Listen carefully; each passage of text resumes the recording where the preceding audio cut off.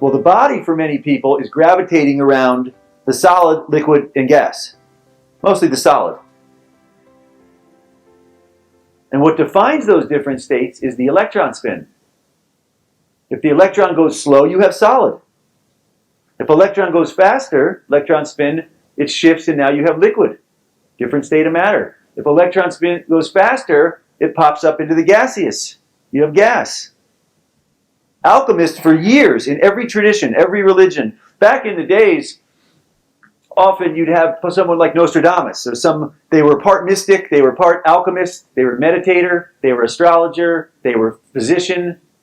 They were attracted to understanding the physics of the universe.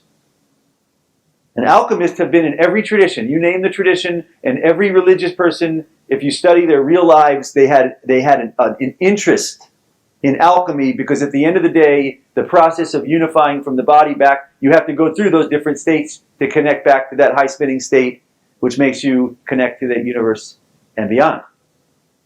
And so from my perspective, it's really important to understand, and a big part of this retreat is understanding the electron spin. And how in our lives, we make choices that affect that electron spin. In science, it's called a Cooper pairing. When the electrons go into a very high spin, what happens to those electrons when they go into a high spin is they unify. When they unify, they exhibit completely different characteristics than solid, liquid, or gas. The fourth state is called a transitional state, a non-linear state, often called ether or prana. Well, what I want to suggest is that the universe is made of this fourth state of matter. Our universe is a huge ocean teeming with this high-spinning ether. They call it plasma or ether or scalar or prana or chi. Give it any name you want, or ether. Well, this is the literal fabric that permeates the entire universe.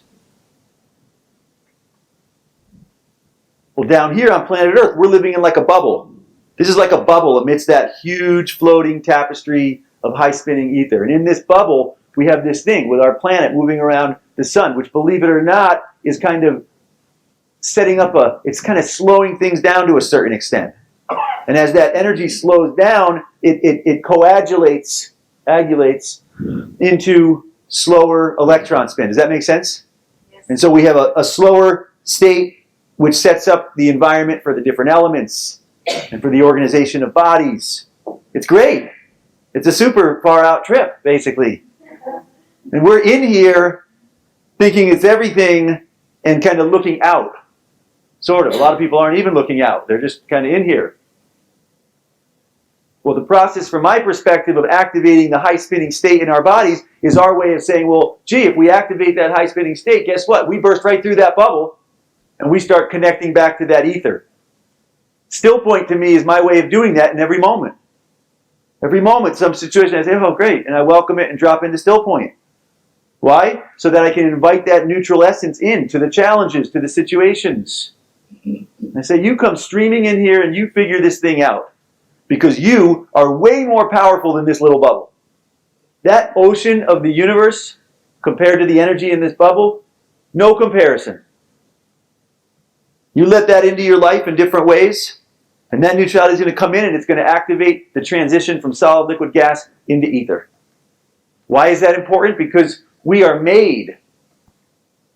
Number of our systems in our body, the white matter in your brain, high spinning. In monoatomic, they call it certain elements, platinum group elements, rhodium, iridium.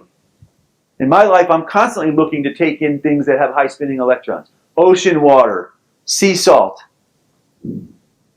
Why? Because they found the white matter in your brain is loaded with rhodium and iridium. So the key in our lives is, well, what can we do on a daily basis to activate the white matter in the brain, to activate the cerebral spinal fluid, which is high-spinning electrons, your lymphatic system, high-spinning electrons, the sexual glands and fluids, high-spinning electrons. Well, the most important thing you can do every day to activate high-spinning electrons is to start, let me put it like this. the thing that will crystallize things the most, more than anything else, is what you're doing in perception. The thing that will crystallize to this. In other words, all of this is going to reflect what you have running here. And if you have the program running here that you are thinking, you are separate from the universe, you are here, the body begins to believe that. It begins to experience that. Does that make sense? If you change that and you start to run a different program, everyone take a nice big breath in.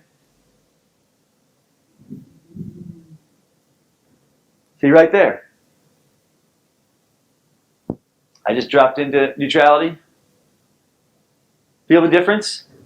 Every cell, the blood, the lymph. You feel the difference? One way, when you're posited here in the thinking experience, everything goes, whoosh, snaps together into the matter.